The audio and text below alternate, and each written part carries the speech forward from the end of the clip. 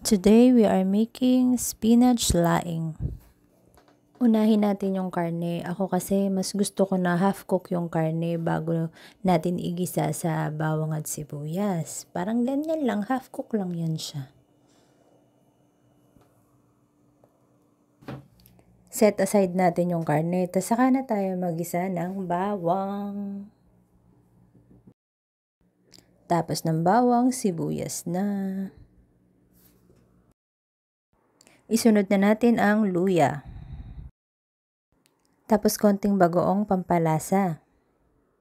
Saka na natin ilagay ang karne. Gisa-gisa ng konti, ganyan para magkaroon ng lasa ang karne. Tapos isunod na natin ang gata. Nilagyan ko siya ng unang gata para medyo lumambot yung ating karne.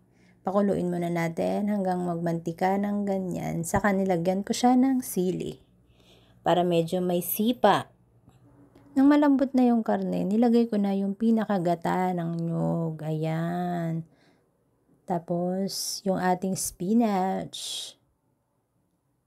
Madali lang naman lumambot yung spinach, kaya saglit na saglit lang yan siya. Lagyan na natin lahat. Tapos halo-halo ng konti. Pakuluan na natin siya.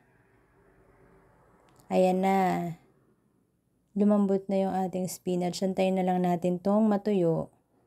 Pag matuyo na siya, ganyan na ang itsura niya.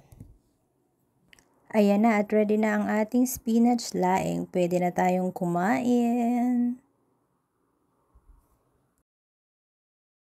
At ito na ang ating finished product na spinach laing. Thank you!